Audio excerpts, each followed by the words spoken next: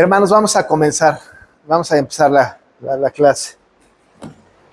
Entonces, ya ahorita se graba, pero por lo pronto empezamos para empezar, pues, un poquito tarde, pero ya empezamos. ¿No? Sí, vamos a hacer una oración para comenzar y ahorita empezamos como hemos estado empezando estos últimos domingos, ¿no? Vamos a orar. Padre, te damos gracias por este tiempo, gracias por esta tarde que nos permites apartar para este estudio. Señor, gracias por lo que estás haciendo en tu pueblo, en tu iglesia, porque no hay duda, Señor, que tú eres el que haces todo, porque tú eres el fundamento, tú das la gracia para el crecimiento, tú riegas, Señor, por tu palabra, y no tenemos la menor duda, Señor, de que tú haces tu obra en donde quieres y cuando quieres. Nos sentimos privilegiados de saber que somos el objeto de tu gracia y te rogamos que nos permitas aprender de estas clases lo más importante, Señor, de la fe cristiana en las doctrinas básicas. Quédate con nosotros, Dios, con los que estamos aquí, con los que vendrán, los que vienen en camino, y procúranos un aprendizaje significativo. Lo pedimos en el nombre de Jesús. Amén. Bien. Bueno, vamos a hacer lo que estábamos haciendo las semanas anteriores. Estamos repitiendo el credo a coro, así como que una parte unas personas, otras las otras, y nos ha resultado. Hoy hicimos este ejercicio en el culto, en los cultos, y no fue colectivo, pues fue que todos dijimos el credo hoy en la mañana, ¿no? Entonces fue muy lindo escuchar el credo así dicho por nosotros. Pero ahora vamos a volver a hacerlo, pero lo hacemos como lo hemos venido haciendo, frase por frase, columna fila por fila, ¿no? Vamos a empezar con esta fila, frase por frase, yo voy como repartiendo las frases, lo decimos todo así y luego lo repetimos todos juntos, ¿no? Así nos lo aprendemos de memoria, en lo que ustedes se den cuenta ya nos lo aprendimos de memoria. Vamos a empezar con esta parte. Creo todopoderoso, Creador del cielo y de la tierra, y en Jesucristo, su único Hijo, Señor nuestro, que fue concebido del Espíritu Santo, síganle, nació de la Virgen María, padeció bajo el poder de Poncio Pilato, fue crucificado, muerto y sepultado, descendió a los infiernos, al tercer día resucitó de entre los muertos, subió al cielo y está sentado a la diestra de Dios Padre Todopoderoso, acá, y desde allí vendrá al fin del mundo a juzgar a los vivos y a los muertos.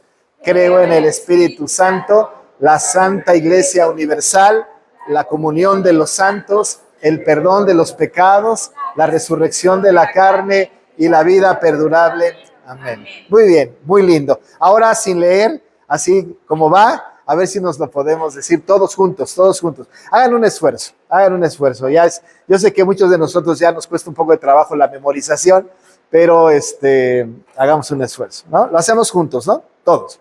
Creo en Dios Padre Todopoderoso, Creador del cielo y de la tierra, y en Jesucristo, su único Hijo y Señor nuestro, que fue concebido del Espíritu Santo, nació de la Virgen María, padeció bajo el poder de Poncio Pilato, fue crucificado, muerto y sepultado, descendió a los infiernos, al tercer día resucitó de entre los muertos, subió al cielo y está sentado a la diestra de Dios Padre Todopoderoso, y desde allí vendrá al fin del mundo a juzgar a los vivos y a los muertos. Creo en el Espíritu Santo, la Santa Iglesia Universal, la comunión de los santos, el perdón de los pecados, la resurrección de la carne y la vida perdurable. Amén. Bien, muy bien, perfecto. Lo hacen muy bonito. Así que 10. No tengo muchas estrellitas para todos, pero muy bien, muy bien. Bueno, vamos a tomar el tema hoy, un tema del credo. No tanto, no para algunos de nosotros, no tan controversial, pero controversial en algunos otros círculos.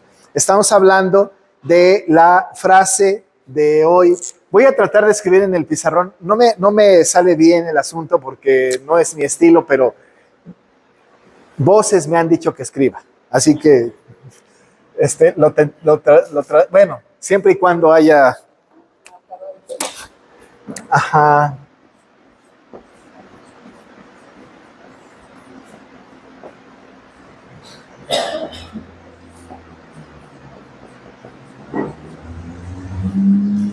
Descendió a los infiernos. Miren, hermanos, de todo el credo de los apóstoles, la frase más controversial es esta: descendió a los infiernos. Hay otras secciones del credo que no son tan controversiales porque están pues registrables en la Biblia con mucha claridad. La encarnación de Cristo está bastante clara cuando se ve la anunciación, cuando se ve a María que está con el bebé en su vientre, en fin, ahí no hay problema porque hay una comprobación histórica, bíblica, que no nos deja ninguna duda. Es decir, de las frases del credo no tenemos que interpretar, están literalmente ahí. No hay manera de que digamos, es que es una interpretación. Hay cosas que están explícitas y hay cosas que son implícitas. La mayoría del credo es de manera explícita, ahí está y lo podemos encontrar, pero hay algunas cosas implícitas que no las podemos deducir tan fácilmente y requieren una explicación o entrar un poquito más en profundidad. Así que cuando hablamos de la concepción, no tenemos problema, está registrado, ¿no? Cuando hablamos de la humillación y de la exaltación, están verdaderamente registrados. Cuando hablamos de que padeció bajo el poder de Poncio Pilato, no hay duda, lo encontramos en la Biblia, no tenemos ningún problema en ese sentido. Cuando encontramos que fue crucificado, muerto y sepultado, hay registro histórico. Y además, no solamente hay un registro bíblico, pero hay un registro en los anales de la historia. Es decir, que el Cristo histórico, el Cristo que conoce todo el mundo, puede registrar esa misma historia. Puede ser que no crean en Cristo como Dios, pero no hay duda de que un día existió un Jesús que fue crucificado, muerto y sepultado, ¿no? Luego entonces entran temas que son un poco más difíciles, son subjetivos, pero ciertamente son registrados, como la resurrección, por ejemplo, que es posterior a la frase de hoy, porque la resurrección, si bien es cierto que es controversial en algunos ámbitos no cristianos seculares, ¿no? Bueno, de todas maneras está en la Biblia. Y es un tema completamente comprobable bíblicamente hablando, porque la predicación de los apóstoles fue la resurrección de Cristo, sin duda alguna. Y de ahí entonces también su subida, su ascensión y su entronación allá en los cielos. Vamos, todo está registrado en la Escritura. Pero hay una frase que no está tan literal, que de alguna manera tenemos que tener un acercamiento para una interpretación bastante más cuidadosa para no caer en ningún error y, por cierto, no caer tampoco en ninguna herejía. Esta frase es esa: descendió a los infiernos. Es controversial porque no está explícita y es controversial porque se presta a muchas interpretaciones este asunto de descendió a los infiernos. Tenemos que decir algunas cosas al respecto de esta frase para que podamos entrar en contexto. Lo primero que tenemos que decir es que descendió a los infiernos es una frase añadida posteriormente en el credo. Posteriormente, es decir, que cuando nosotros encontramos el credo, en los registros más antiguos, la frase descendió a los infiernos no estaba. Hay algunos que dicen que fue añadida por capricho de ciertas personas o de ciertos grupos.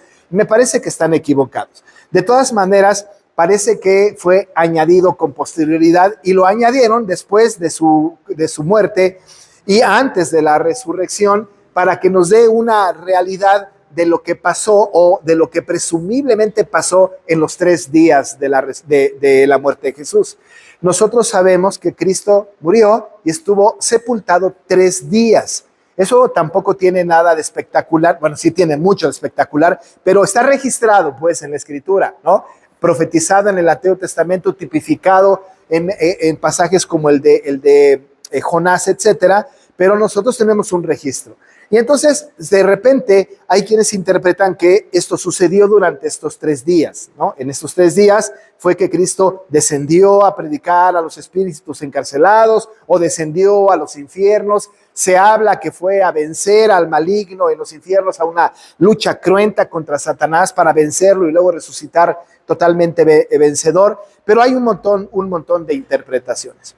No es tan importante la frase del credo como lo que la Biblia diga. Acuérdense que nosotros venimos de la Biblia hacia las doctrinas y no de las doctrinas hacia la Biblia.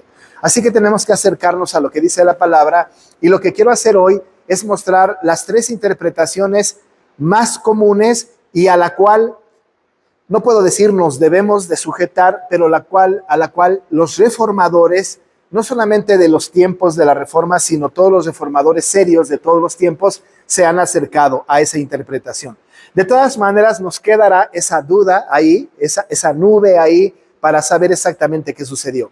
Dado que no estamos leyendo en el credo la palabra inerrante de Dios, porque no es la Biblia, puede haber falibilidad en la expresión, o puede ser que no lleguemos a la comprensión de la expresión, porque no estamos en la mente de quién lo añadió, incluso ni siquiera sabemos quién lo añadió. No tenemos idea de quién lo añadió. Por lo tanto, tampoco podemos ir a preguntarle documentalmente a quién lo añadió, para preguntarle por qué lo hiciste, ¿no? Como otros, podemos registrar, por ejemplo, la predestinación con San Agustín, y podemos preguntarle en los registros. Cuando yo digo preguntarle, es leer sus escritos, ¿no? Y enterarnos de lo que dice, y entonces indagamos. Pero con esta frase, ¿dónde está escrita? ¿Dónde está escrito? ¿Quién lo escribió? No lo sabemos. Así que pues tenemos que hacer deducciones, a veces especulativas, peligrosas, pero deducciones como cristianos, tomando como contexto todo el credo de los apóstoles. Vamos a empezar con la primera interpretación. ¿Qué dice la primera interpretación de descendió a los infiernos? La primera interpretación habla de un descenso literal. Un descenso literal a los infiernos. Gracias. ¿Vas a conseguir otro, va? Thank you. Un descenso literal. Cuando hablamos de un descenso literal, entonces esta interpretación habla que literalmente Cristo bajó a los infiernos. Sí tenemos que tener en mente que el lenguaje es correcto. Normalmente cuando se habla de Dios y del reino de los cielos, pensamos en arriba.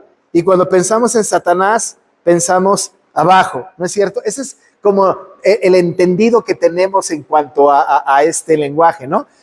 Si decimos Satanás, no, nunca decimos Satanás, ¿no? Cuando hablamos de Dios, no decimos Dios, ¿no? Más bien Dios, y quizá hablamos de Satanás. Con esto quiero decir que cuando nosotros hacemos este tipo de lenguaje, utilizamos este tipo de expresiones, tenemos ciertos errores. Desde el punto de vista del lenguaje está bien, ¿no? Está bien. Incluso la Biblia nos invita a hablar de estas cosas, ¿no? Cuando, por ejemplo, en algunos salmos muy particulares, ¿no? Salmo 133, por ejemplo, u otros salmos, habla de que la bendición desciende de lo alto. Nos hablamos, claro, de que Dios está en lo alto y entonces su bendición desciende, ¿no? Baja de lo alto. Casi siempre tenemos este concepto de que en lo alto está el Señor, y así lo tenemos que concebir. Pero esto no significa que el Señor no esté en lo bajo, ¿no? Es decir, el Señor está en todos lados. Porque no decimos, el Señor no se atreve a estar en lo bajo, ¿no? Porque Dios está en todos lados. Incluso tenemos que afirmar que Dios y Cristo, siendo rey, reina sobre el infierno, ¿no? Es decir, el infierno no tiene como rey a Satanás, el infierno, el rey sigue siendo el Señor Jesucristo. Él reina sobre las tinieblas, Él reina sobre el infierno. Ahora que no podemos nosotros decir que el Señor, siendo el rey o reinando sobre el infierno, manda las cosas malas o crea el pecado o hace ese tipo. No, por supuesto que no. Pero lo que tenemos que decir es que incluso Satanás le tiene que pedir permiso a Dios para hacer su obra. No hay manera de que Satanás así como que esté libre, ¿no? Está atado y depende del Señor por completo. Dios manda sobre todas las cosas. Pero hay este lenguaje, y en este lenguaje común nosotros estamos adheridos por nuestra propia idea al respecto de los lugares en donde reina cada uno. Cuando estamos en este tema del descenso literal, hay un pasaje o dos pasajes que nos hacen pensar o que le hicieron pensar a esta interpretación acerca de este descenso literal. El primero está en el Salmo 16, versículo 10. Alguien, por favor, que me ayude a leer Salmo 16, 10. Porque no dejarás mi alma en Seol, y la librarás de tu santo día de construcción. Gracias, Miguel. Dice el Salmo 16, no dejarás mi alma en el Seol, ni permitirás que tu santo vea corrupción. Este Salmo 16 es un salmo de David. David es muy puntual en su pensamiento y además no solamente ejemplifica al Cristo, sino habla de sus propias circunstancias. Desde el principio de este salmo, David está diciéndole al Señor: guárdame, oh Dios, porque en ti he confiado. Oh alma mía, dijiste a Jehová, tú eres mi Señor, no hay para mí bien fuera de ti. Hay una comunión muy estrecha con él. Cuando nosotros llegamos caminamos en todo el Salmo número 16 y llegamos al versículo 10, parece ser que David está hablando de sí mismo, ¿no es cierto? Porque está hablando de sí mismo. Pero también tenemos que pensar que el escrito de David, cuando habla David, normalmente habla de sí mismo, pero tiene una función profética. David es un tipo de Cristo. Y nosotros sabemos también que David, ¿no?, fue ese tipo de Cristo al cual se le atribuye la paternidad, no solamente de Salomón y de toda la descendencia, sino de Jesús. A Jesús se le llama hijo de David. Evidentemente no es hijo luego de David, pero a la postre es el hijo de David. David es un personaje sumamente importante y en su propia vida tipifica a Cristo, y todas las cosas que se hablan de David y aquellas cosas proféticas de David tienen que ver con Cristo. Muchas cosas que David escribe tienen que ver con Cristo. En este caso, este versículo 10 tiene un sentido profético. Está diciendo, porque no dejarás mi alma en el Seol. Nosotros decimos, habla de sí mismo, pero está hablando de alguien más. Incluso dice, no permitirás que tu santo vea corrupción. Está hablando de sí mismo, pero está hablando también proféticamente de un hijo de él, que es justamente el hijo de David, que es el hijo de Dios. No permitirás que tu santo vea corrupción. En este versículo 10 hay una palabra que sobresale y de la cual nosotros tenemos que tener mucha atención. Esta es Seol. Seol. No tenemos que ser demasiado exigentes con la interpretación. Esta palabra Seol está en hebreo, pero hay una palabra en griego que es semejante a Seol. Esta palabra en griego que es semejante a Seol es Hades. Pero ¿dónde la encontramos? Miren, vamos, por favor, alguien que me ayude a encontrar Hechos 2, 29 al 31.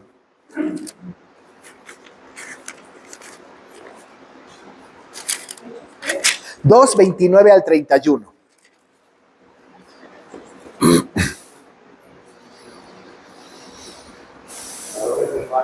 Puedo decir simplemente del patriarca David, que murió y fue sepultado y su sepulcro está con nosotros hasta el día de hoy. Pero siendo profeta y sabiendo que con fundamento Dios le había jurado que en su descendencia, en cuanto a la carne, levantaría a Cristo para que se sentase en su trono, viéndolo antes, habló de la resurrección de Cristo, que su alma no fue dejada en el Hades, ni su carne fue corrupción. Muy bien. ¿Qué es lo que tenemos aquí? Tenemos la interpretación explicada, la exégesis, la hermenéutica del pasaje del Salmo 16. Ustedes se acordarán que ahorita en el Salmo 16, versículo 10 decía, porque no dejarás mi alma en el Seol, ni permitirás que tu santo vea corrupción. Y aquí está hablando que David se puede encontrar su sepultura, ¿no? Es decir, sí hay registro de su sepulcro, murió y fue sepultado, y su sepulcro está con nosotros hasta el día de hoy. Pero siendo profeta, por la profecía que hizo, y sabiendo que con juramento Dios le había jurado que de su descendencia, en cuanto a la carne, levantaría al Cristo, ahí está su hijo, ¿no es cierto?, para que se sentase en su trono. Entonces cita el Salmo. Viendo antes, habló de la resurrección de Cristo, que su alma no fue dejada, ¿dónde? En el Hades. Ni su carne vería corrupción. Está citando el Salmo 16, pero ¿se está equivocando aquí? Obviamente no, porque está diciendo Hades y no Seol. Así que tenemos que concluir que cuando estamos hablando del Seol en el Antiguo Testamento, tenemos que hablar de Hades en el Nuevo Testamento. Seol y Hades es lo mismo. Una en el Antiguo Testamento y una en el Nuevo Testamento. No es la primera vez que sucede algo así, ¿no? Evidentemente no, pues son dos idiomas completamente diferentes. Les voy a dar un ejemplo familiar. Por ejemplo, mi hija se llama Irene. Irene o Irene es una palabra griega que significa paz. Está linda la palabra. Pero mi nieta se va a llamar Shalom. ¿Saben qué significa Shalom? Paz, pero no está en griego. Está en hebreo. Shalom e Irene significan lo mismo, pero son dos idiomas distintos. Ahora, o sea, mi yerno y a mi hija se les ocurrió que su hija se va a llamar Shalom, a lo mejor por esta curiosidad gramatical o de traducción, ¿verdad? Shalom, Irene, las dos se van a llamar paz, nada más que en idiomas diferentes, pero es lo mismo, es paz, pero en nuestro idioma. Ahora, cuando nosotros traemos esta expresión de Seol y Hades, es lo mismo, pero en idiomas diferentes. ¿Por qué lo digo? Porque hay personas que hablan del Seol y de Hades como dos cosas diferentes. Incluso hay personas que dicen Seol y Hades es el infierno, pero no. En griego, y tanto en hebreo como en griego, pero en griego particularmente, hay una palabra para infierno que es Gehenna o Gehenna. Esa palabra ciertamente sí habla de este inframundo o de este infierno, pero Seol y Hades no. Seol y Hades no. Ahora, cuando se habla de Seol y Hades, ¿a qué nos estamos refiriendo? Esa es una cosa interesante. Tenemos que hablar entonces de Seol y de Hades, ¿no? ¿Qué significan o a qué se está refiriendo? Dice la Biblia entonces que no será retenido, su cuerpo no verá corrupción en el Seol, por supuesto en el Hades. ¿Pero qué es esto? Ahora, cuando hablamos de Seol y de Hades, estamos hablando de la esfera temporal. Ahora, no estamos aquí en una clase de escatología, pero es absolutamente necesario que toquemos el tema un poco escatológico de esto. Hablamos de un estado intermedio. Nosotros los cristianos, ya hay que tener mucho cuidado, no creemos en un estado intermedio tal como purgatorio, por ejemplo, ¿no? Es decir, que el católico romano piensa en el purgatorio. Limbus infantum, que ya no existe, por cierto, porque fue un dogma que fue revocado ya por el Papa. Pero ciertamente hay un lugar intermedio para ellos, y este es el purgatorio. En este lugar intermedio, según esta corriente católico-romana, van todos los muertos. Tan es un estado intermedio que incluso hay posibilidad de que los humanos puedan orar por su muerto para que el Señor tenga compasión, y mientras que están en este lugar de intermedio, el Señor los salve, ¿no? Es decir, la oración por los muertos tiene que ver con esto. Como están en un lugar intermedio, en el Seol, en el Hades, lo que queremos es que se ore por el muerto para que el muerto encuentre la redención en Cristo, y cuando el Señor en el juicio final lo llame para salvación. Pero eso es más difícil creer eso, ¿eh? Porque ¿cómo puede ser? ¿No? ¿Cómo puede ser? Y yo lo he experimentado en carne propia. Bueno, no en carne propia, en experiencias propias. Sí, en carne propia, ¿no? No saben en cuántos funerales he participado. He oficiado más funerales que bodas o que bautizos. Porque se muere más la gente que se casa o los niños que nacen hoy día, ¿no? He ido a un montón de funerales y me acuerdo yo claramente que en algunos funerales, hemos ido a funerales así como si fuera circo de 3 plazas. Voy a un funeral cristiano, la gente de las capillas cercanas se enteran y van y me dicen: padrecito, puede venir a orar por mi muerto. Nos ha pasado varias veces. Y yo digo, voy a orar ahí con ustedes, pero voy a predicar el evangelio de la salvación, pero no puedo orar por su muerto. No puedo. Pero la gente natural, la gente del mundo, piensa que podemos orar por los muertos. Incluso se pide, ¿verdad? Oren para la redención de mi muerto, para la salvación de mi muertito. Y en ese sentido tenemos una concepción equivocada de que el muerto está en este Hades o este Seol, en este estado intermedio, y que incluso puede venir a jalarnos los pies en la noche. Sí, tenemos una gran cantidad de creencias al respecto. Y piden que ore por los muertos. Yo no puedo orar por los muertos, de ninguna manera. Eso es algo que está completamente fuera de todo lo que hemos sido enseñados como iglesia. No se puede orar por los muertos. ¿Qué dice Hebreos 9:27? Dejen que se lea literalmente. Hebreos 9:27. Dice: y de la manera que está establecido para los hombres que mueran una sola vez, y después de esto el juicio. Ya está. Está establecido para los hombres que mueran una sola vez y después de esto, el juicio. No hay manera. Ahora, la gente muere, una vez que muere, lo que sigue es el juicio. No hay más. Orar por los muertos, esto es algo que no está permitido en la Biblia. En los libros deuterocanónicos de Macabeos, sí que hay oración por los muertos. Y quizá de ahí toman el dogma los católicos romanos para esto. Pero los deuterocanónicos están fuera del canon. Nosotros no tenemos como palabra inspirada los deuterocanónicos como primera y segunda Macabeos, como Judith, como Tobías, como la añadidura de Isaías o como el libro de sabiduría o eclesiástico. No hay tal cosa. Esos libros están proscritos, están hechos a un lado. Nosotros solamente tenemos 66 libros en el canon, 39 del Antiguo y 27 del Nuevo, y esa es nuestra palabra inerrante. Así que no hay ningún lugar en la Biblia de esos 66 libros que nos hable de la oración a los muertos. Es por esto que nosotros no oramos a los muertos. No hemos tenido un funeral aquí, pero cuando eso suceda, esperemos en Dios que no pronto, pero sucederá sin duda, porque la gente se muere, ¿no? Que además no es lo peor que nos puede pasar, incluso hasta es lo mejor que nos puede pasar, ¿no? Entonces yo hablaré acerca de que por el muerto no podemos hacer absolutamente nada. Orar por ellos, absolutamente para nada. No hay posibilidad. Bueno, pues cuando hablamos de Seol está esta idea de que hay un estado intermedio. Pero por otro lado, sí tenemos que afirmar un estado intermedio. Es una situación bastante compleja de la cual no voy a entrar en detalles, pero ciertamente tengo que decir que en el momento que nosotros morimos, sí cerramos nuestros ojos con nuestro último aliento de vida, abrimos nuestros ojos un instante después y estamos en la presencia de nuestro Señor, disfrutando del Señor. Maravilloso, ¿no? Apenas abro mis ojos después de cerrarlos, los cierro, me muero, los abro y estoy con Cristo. Ahora, esto tiene testimonio bíblico porque el Señor, como el malhechor en la cruz, le dijo: de cierto te digo que estarás hoy mismo conmigo. No mañana, no en 1000 años, no dentro de 7 años, no dentro de 3 de tribulación y luego otros 3 de gran tribulación, 3 y medio y 3 y medio. No. Ahorita mismo vas a estar conmigo en el paraíso. Ahora, esto significa que estaremos en la presencia del Señor, sin duda alguna. ¿Pero cuánto tiempo? ¿Por cuánto tiempo? Yo les platico y ustedes también algunos de ustedes tienen esa experiencia. Mi hermano ya murió, jovencito. Pero él murió hace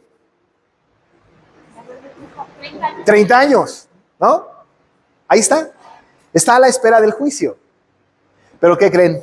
Para él, que no hay tiempo, porque está en la presencia del Señor, es en un abrir y cerrar de ojos. Pero para mí han pasado 30 años. Pero en el cielo no hay tiempo, ¿no? Yo voy a morir y voy a despertarme delante del Señor ante el trono de su gracia y seguramente en el trono de su gracia estará sucediendo todo lo que Él ha prometido que suceda. Pero para mí estarán pasando 20, 30, 40 años, 50 quizá, o quizá menos, no lo sé. Pero es tan relativo el tiempo, pero el estado intermedio al cual nosotros nos referimos tiene que ver con esa espera entre la muerte y el juicio final. Que para el muerto en Cristo puede ser en un abrir y cerrar de ojos, pero para nosotros es una eternidad. Como es un asunto bastante subjetivo, pues entenderlo o tratar de entenderlo, primero nos volvemos locos. Pero no hay manera de percibir esa realidad. No hay forma. ¿Cómo lo sabremos? Hasta que nos muramos. Hasta que nos muramos. Por lo pronto, sigue estando en la esfera de lo suprarracional. No hay forma de que lo podamos nosotros entender. Pero la Biblia dice esto. Ahora, ¿esto estará o será esta la referencia del credo? Cuando dice descendió a los infiernos es que tenemos que soportarnos sobre el Salmo 16, que dice que no permitirás que tu santo vea corrupción, que su alma permanezca en el Seol. No lo podemos creer así. No puede ser así. Porque incluso, ¿verdad? Incluso el Señor no pudo permanecer en el Seol y en el Hades porque no hay muerte que lo pudo haber retenido.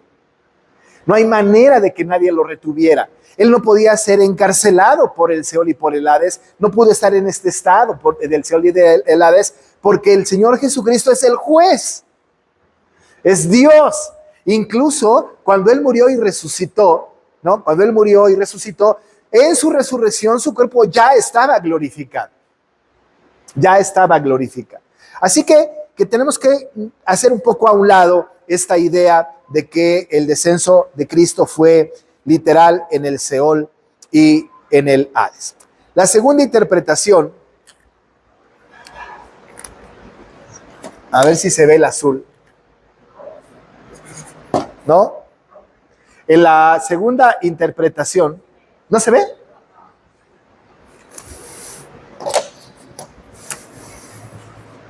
Todo en negro, como los, así adelante, todo en negro, como a los contadores les encantaría tener todas sus cuentas. Nada en rojo, todo en negro. Dice, o habla de la predicación a los espíritus encarcelados. La predicación a los espíritus encarcelados. Esto está en Primera de Pedro 3. Alguien vaya buscándolo, por favor. 3, 18 al 20. La predicación a los espíritus encarcelados. Alguien que me haga favor de leer este texto.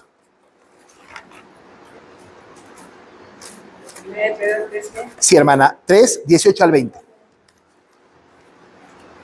Dice, porque también Cristo padeció una sola vez por los pecados, el justo por los injustos, para llevarnos a Dios, sabiendo la verdad, siendo la verdad muerto en la carne, pero vivificado en espíritu, en el cual también fue y predicó a los espíritus encarcelados, los que en otro tiempo desobedecieron, cuando una vez esperaba la paciencia de Dios en los días de Noé, mientras se preparaba el arca, en la cual pocas personas, es decir, 8, fueron salvadas por agua. Ahí está.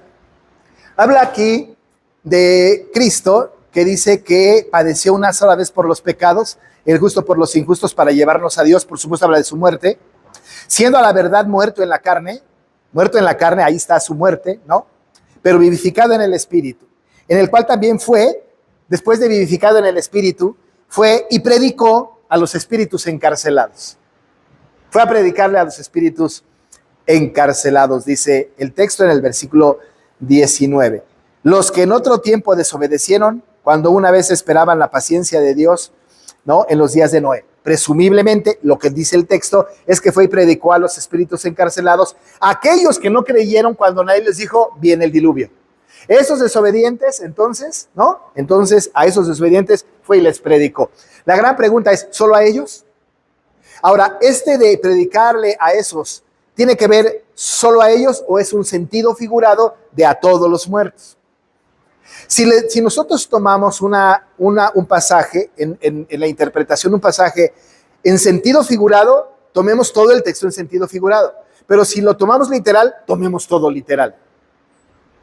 Porque no podemos discriminar una parte figurada, otra parte literal, a menos que el texto lo requiera. Pero aquí no lo requiere.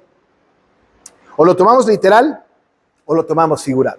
Ahora dice el texto aquí que el Señor fue y predicó a los espíritus encarcelados. La gran pregunta que surge es, ¿quiénes son o a quién se refiere con los espíritus encarcelados? Ya hemos dicho que según dice Hebreos 9:27, el Señor, ¿no? Los hombres mueren una sola vez y después de esto el juicio. Si Cristo fue a predicar a los espíritus encarcelados, ¿para qué les fue a predicar? Piensen un poco. ¿Para qué? Tiene que ser para salvación, ¿no? Porque la predicación de Cristo es para juicio o salvación. En la predicación de Cristo, algunos los mandó al infierno, los entregó a Satanás. Pero la mayoría de los que escucharon la predicación de Cristo vinieron a los pies de Cristo y fueron salvados. Pero no estaban muertos. No estaban muertos. No por lo menos físicamente. No por lo menos físicamente. Así es que cuando nosotros pensamos que el Señor bajó, el cual fue, dice, y predicó a los espíritus encarcelados, y hace una referencia a los que desobedecieron, es decir, los que no creyeron, no tenemos que referirnos entonces a un descenso a los infiernos. Cuando dice la palabra que predicó a los espíritus encarcelados, tenemos que pensar que esos espíritus encarcelados tenían la posibilidad de la salvación. Ahora vayamos más allá. Vamos más allá. Ustedes y yo, nosotros. Antes de conocer a Cristo, ¿cómo estaba nuestro espíritu? Muerto. Estábamos muertos. ¿Quién era nuestro rey? Satanás. En algunas clases que yo he dado, he dicho que nosotros, ¿no? Nosotros, los hombres, los seres humanos, tanto cristianos como no cristianos, vivimos sometidos a un reino. O una de dos. O pertenecemos al reino de Satanás o pertenecemos al reino de los cielos en donde reina Dios. Si no estoy con Dios, estoy con Satanás. Mi padre, el diablo. No, hasta me da cosa decirlo, ¿no? Pero si no soy de Dios, soy de Satanás. Si no soy de Satanás, soy de Dios. No hay estado intermedio. No hay medias tintas. La Biblia es categórica en esto. Cuando le predica a los de la Odisea, le dice, ojalá fuera frío o caliente.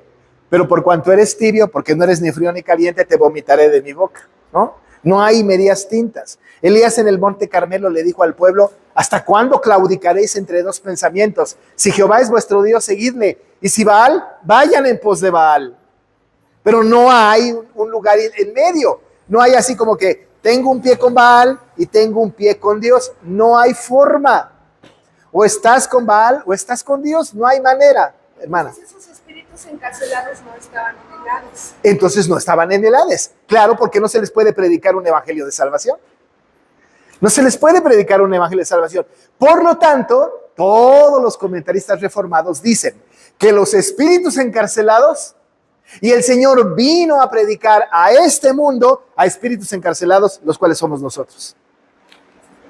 Encarcelados por el pecado, sometidos al pecado, siendo esclavos del pecado, teniendo como padre al diablo. Estábamos encarcelados y éramos espíritus encarcelados. Y vino y nos predicó a nosotros.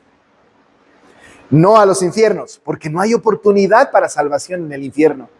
Porque está establecido para el hombre que muera una sola vez y después de esto, el juicio. No hay forma. El Señor no descendió a los infiernos para predicar, porque la función principal de la predicación de Cristo es la salvación. Si ya se murieron, ¿para qué les predica? Más bien, la intervención de Cristo con los que ya murieron sin Cristo es para dar un dictamen final. Estás en pecado, estuviste en pecado y te vas al lloro y crujir de dientes por toda la eternidad. No hay oportunidad para el muerto. Así que cuando va... Descendió a los infiernos. Ahí va la tercera. Todavía no llegamos ahí. No le fue a predicar a los espíritus encarcelados, hermano Martín.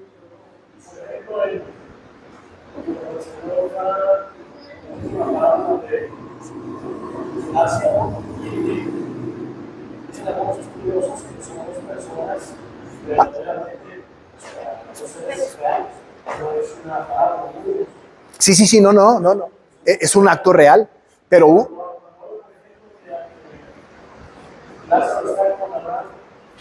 con Abraham.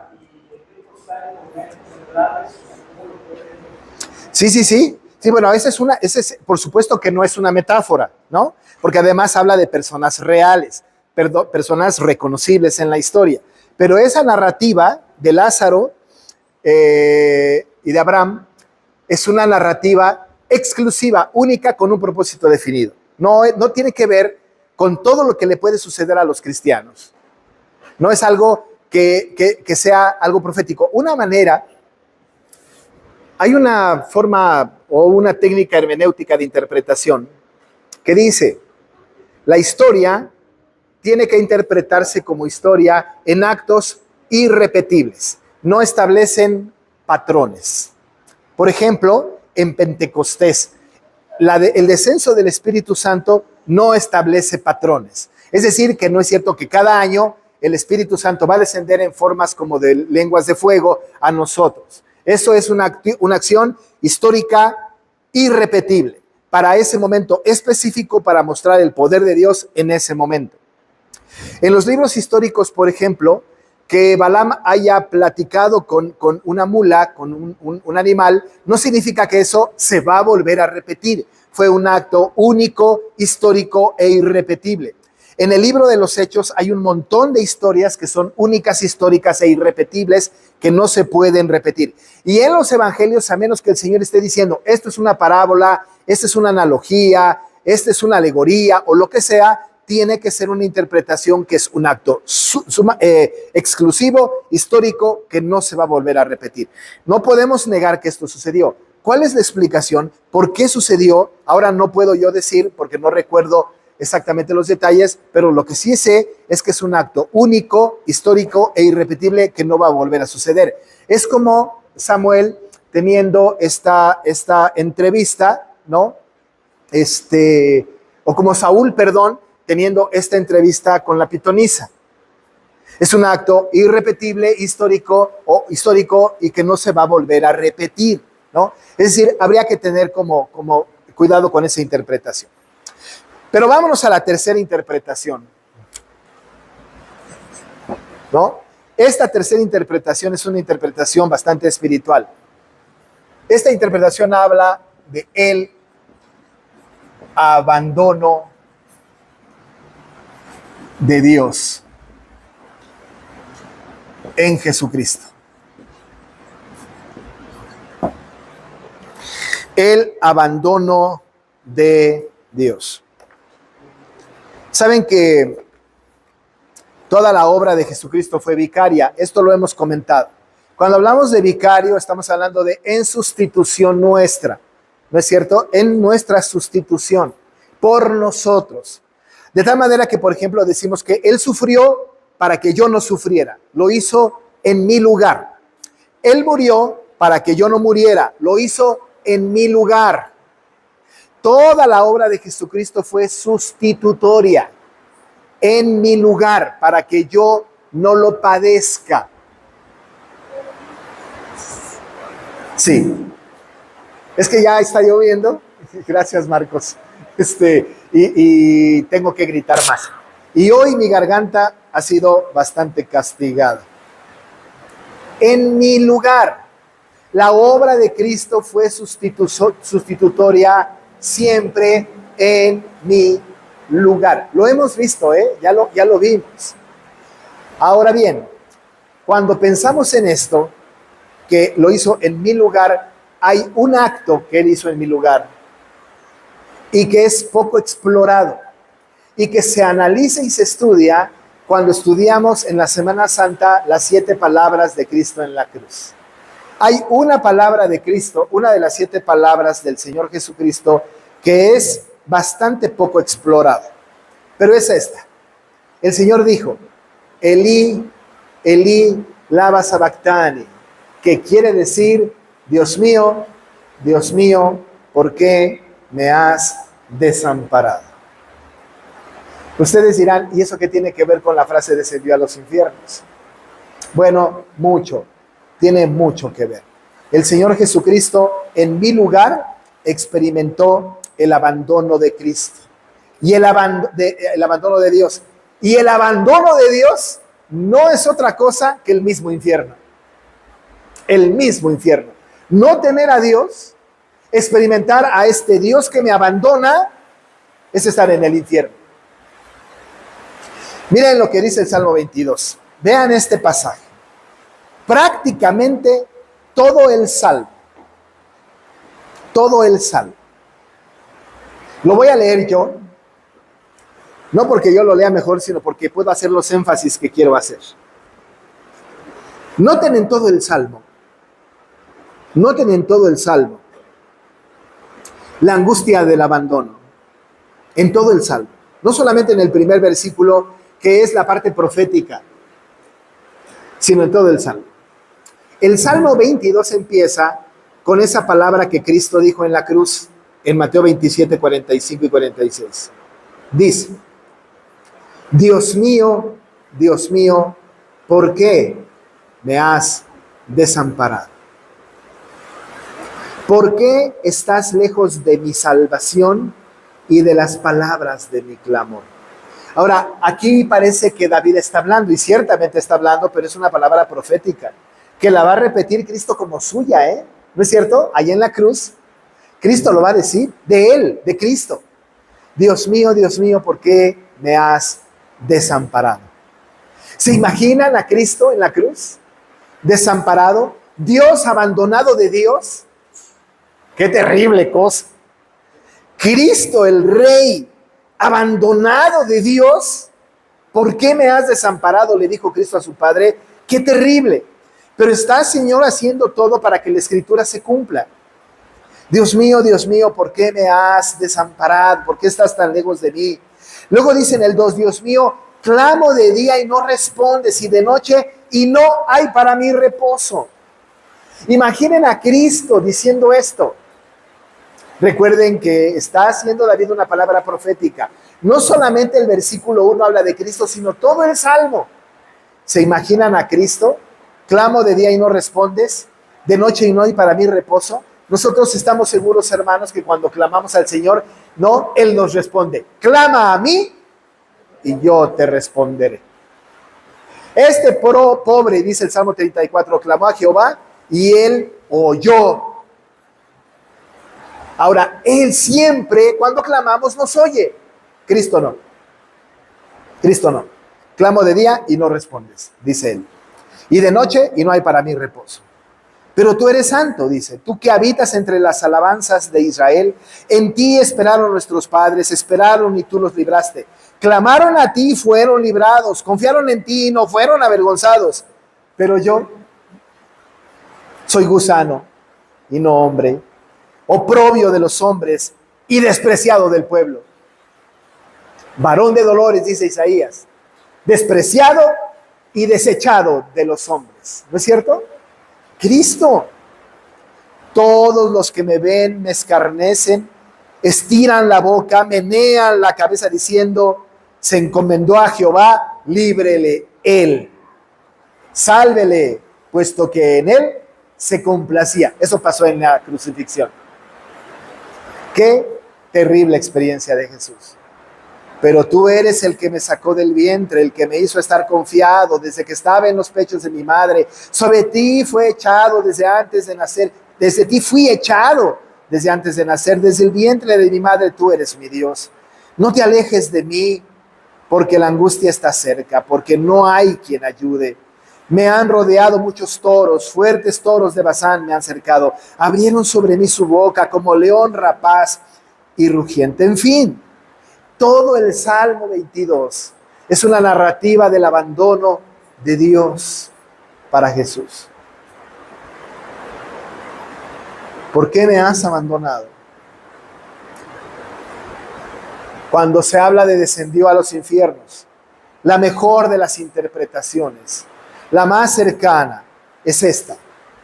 El Señor Jesucristo, en esta frase, el Señor Jesucristo experimentó el abandono de su Padre para que nosotros no experimentáramos el abandono de Dios.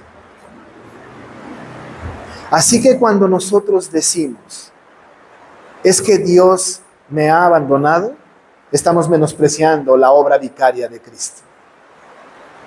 No tenemos ningún derecho, ninguno de los que estamos aquí, de decir es que a mí Dios ya me dejó, ya me abandonó. Eso sería despreciar la obra salvadora de Jesús.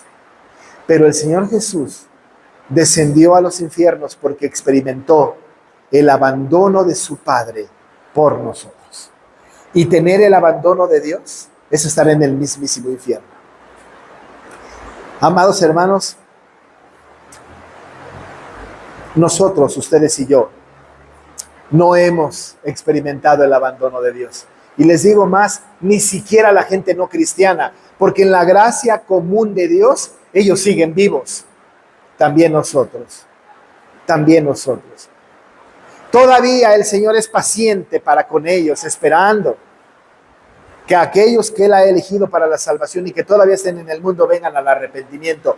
Pero aún los que no vendrán al arrepentimiento, el Señor sigue extendiendo su misericordia. El día que el Señor quite su mano sobre nosotros, ese sería el día del juicio final. Estar sin Cristo es estar en el infierno. Y cuando Cristo en la cruz después de ser muerto y sepultado, descendió a los infiernos para experimentar el abandono completo de Dios. Así que lo hizo en sustitución nuestra. Pero no tiene que ver con un descenso al Hades o al Seol. El Hades y el Seol no lo pudieron retener. Eso dice la Biblia. Pero tampoco fue a predicar a los espíritus encarcelados al infierno, porque lo que hizo fue predicarnos a nosotros, espíritus encarcelados, para que encontráramos la salvación en Él. Pero lo que sí, experimentó el abandono de Dios para que nosotros no lo experimentáramos. No lo experimentáramos. Por eso, Él se llama Emmanuel, Dios con nosotros, permanentemente con nosotros, hasta la eternidad con nosotros. No tenemos nosotros el derecho de ninguna manera de decir que Dios se ha alejado de nosotros. Es como si Dios dijera, eso ya Cristo también lo pagó. Yo me alejé de Cristo, lo abandoné. Estuvo en el infierno porque no estuve yo con Él, para que ustedes no lo experimentaran. Y el Salmo 22 es maravilloso, precioso salmo, que debería de generarnos a nosotros esta sensación de decir, Señor, gracias, porque tú clamaste y no te oyó, para que yo clame y sí me oiga. Y sí me oiga. A ti no te oyó, para que a mí sí me oyera. Y yo clamara y Él me escuchara. Por eso con toda seguridad puede decir, clama a mí y yo te responderé. Porque Cristo experimentó el abandono de Dios y esto fue estar en el infierno. Es por esto que cuando repetimos el credo y en esta frase descendió a los infiernos, no la debemos de quitar. Debemos apreciarla y alabar al Señor por su obra sustitutoria. Maravilloso Dios, ¿no? Glorioso Dios. Estas tres interpretaciones han caminado a lo largo de la historia. Para algunos, esta última interpretación es fácil, simple, pero es profunda a la vez. Porque ciertamente el Señor experimentó ese abandono de el Señor. Y esto fue estar en el mismísimo infierno. Qué terrible, ¿no? No nos imaginamos el sufrimiento de Cristo. El abandono de Dios para con su Hijo, solo Él lo podía soportar. Nosotros no viviríamos un microsegundo abandonados de Dios. Porque dice el Señor, alejados de mí, nada podéis hacer. Imagínense nada más. Bueno, 24/7 tenemos a este Dios maravilloso con nosotros. Muy bien, vamos a acabar. Ya son las 7. Así que vamos a terminar la clase. ¿Mande? Sí, las que quieran. Entonces ahí, Seol y Hades es sinónimo o significa sepulcro. Se puede significar sepulcro, sí, por supuesto. Sí. Sí, que tú... En el sepulcro, sí, sin duda alguna. Eso no es mientras estemos vivos. Eso ya es en el estado de muerte. Y ahora, infierno también significa dentro de, ¿no? Algo así, ¿no? O sea, es dentro. Ajá. ¿Es un lugar específico? Es un lugar específico, concreto. Hay que tener mucho cuidado con esto porque la secta de los testigos de Jehová dicen que no hay infierno. Creen en la aniquilación total. Me muero y se acabó la historia. Qué fácil, ¿no? Por eso quizás se pueden suicidar con más facilidad. Para que se acaben mis problemas, me muero y se acabó. Aniquilación, ya. No. Pero el infierno es un lugar físico, específico, concreto, como el cielo lo es. Como el cielo lo es. Cuando el incrédulo muera, la gente muera sin Cristo, hay un lugar físico, específico, concreto, emocionalmente impactante, en donde todos aquellos que no creen en Cristo van a ir y van a sufrir por toda la eternidad. Hay algunos cristianos, bueno, de otras denominaciones que dicen que es en el núcleo de la tierra. Ajá. Bueno, ya es un lugar geográfico, ¿no? Pero físico no es igual a geográfico, ¿no? Es como el cielo. Si nosotros decimos, me voy a ir al cielo, no significa esas nubes. No hay un lugar geográfico. No está localizable por el GPS. ¿no? No, es un lugar físico, sí, pero intangible en el sentido de que ahorita nosotros no pudiésemos decir está en tal o cual lado. Entonces, decir un lugar físico específico me parece que es un poco arriesgado, pero ciertamente es un lugar de tormento sin duda alguna, sin duda alguna. Ahora, nosotros vamos a tener un reinado en nuevo cielo y nueva tierra, ¿no? Es decir, sí habrá una regeneración de la tierra, pero el infierno no hay duda que será un lugar físicamente establecido y determinado para el que va a sufrir de día y de noche. Eso ni siquiera me lo puedo yo imaginar. Hay un sermón, pecadores en manos de un Dios airado, ¿no? Que vale la pena leer. Que vale la pena leer. Porque, ¿mande? Sí, Jonathan Edwards, sí, claro, ¿no? Pero precioso sermón que da escalofrío. ¿No? Que da escalofrío. Perdón. Hermana Pati. ¿Perdón? ¿Sermón de Jonathan Edwards? Sí. Pecadores en manos de un Dios airado. ¿No? ¿El infierno es sinónimo de lago de fuego? Sí. Y es un lugar físico. Concreto. Específico. Lloro y crujir de dientes. Terrible, ¿no? Terrible. Muy bien. Un día tendremos que hablar. Yo siempre evito hablar del demonio, de Satanás, de infierno y esto. No, tenemos que hablar de esto. Pero dice la Biblia, ni le deis lugar al diablo. Y entonces yo soy muy bíblico. ¿Para qué si podemos hablar del Señor maravilloso, de la gloria? ¿No? Pero ciertamente, incluso la predicación del Evangelio me parece que debe de ser excluido el infierno, ¿no? Hay que predicar la gloria del Evangelio, ¿no? Que ciertamente vale la pena hablar un poco del infierno, pero si la gloria del Evangelio es suprema, a la gente que no cree, pues ¿para qué decirle que se va a ir al infierno a donde seguramente se va a ir?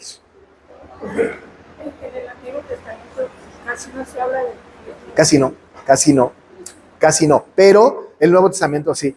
Pero sí, hay expresiones que son muy, muy características del infierno. Por ejemplo, el último libro de la Biblia, para contestarle, es muy, muy interesante, muy, muy interesante, porque habla justamente, ahorita les encuentro, es en Malaquías. ¿Qué pasó? Ah, ya.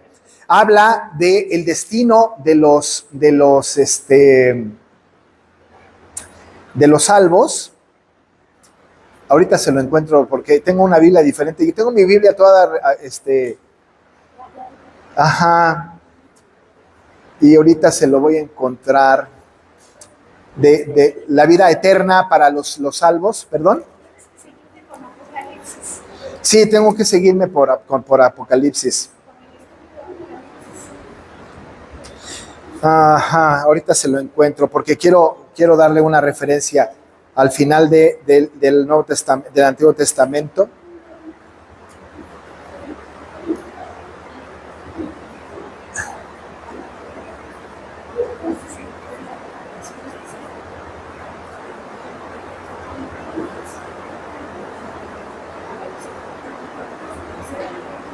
Bueno, ahorita lo encuentro porque no lo tenía, lo encuentro y se lo paso, ¿no?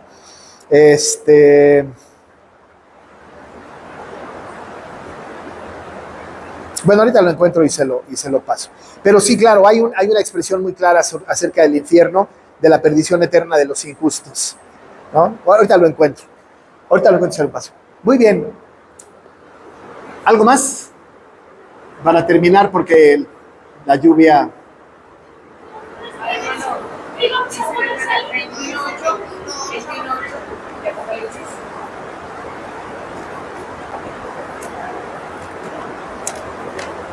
Estaba ahí buscando el Malaquías, pero a ver, 21:8. Claro, pero los cobardes e incrédulos, los abominables y homicidas, los fornicarios y hechiceros, los idólatras y todos los mentirosos tendrán su parte en el lago que arde con fuego y azufre, que es la muerte segunda. Sí. Ese es un texto que habla justamente de ese destino terrible para los incrédulos. No, pero hay un texto en el Antiguo Testamento al final, Malaquías, que habla de la vida eterna para los injustos. para los no cristianos. Ahorita la encuentro y se las paso. Muy bien, vamos a terminar orando si les parece. Y luego el que quiera mojarse puede salirse. Vamos a orar. Oramos. Señor, te damos gracias por este tiempo que nos has dado. Gracias, Señor, porque pues podemos venir a tu palabra y aprender cosas. Pero especialmente hoy queremos alabarte y glorificarte, Señor, porque sabemos que Jesús, ahí en la cruz, experimentó el abandono tuyo, que es el mismo infierno, para que nosotros no lo experimentáramos. Hoy nosotros podemos, Señor, contemplarte, podemos saber que tú estás con nosotros todos los días y hasta el fin del mundo. Podemos saber, Señor, que clamamos a ti y tú nos respondes, te buscamos y te encontramos. Ya no nos abandonas más por la obra de Jesucristo. Sabemos que, Señor, tú le permitiste experimentar este abandono, que fue terrible, pero que ha traído como consecuencia nuestra permanencia eterna contigo. Bendícenos, Señor. Ahora te pedimos que nos acompañes a casa, que podamos encontrar las cosas en orden y que esta lluvia, Señor, sea de beneficio para agricultores, para aquellos que tienen carencia de agua y para nosotros, recordando que tú eres el Dios que manejas las temporalidades de nuestra tierra. Alabado y glorificado sea, Señor. Te alabamos por esto en el nombre de Jesús. Amén. Dios les bendiga, mis hermanos.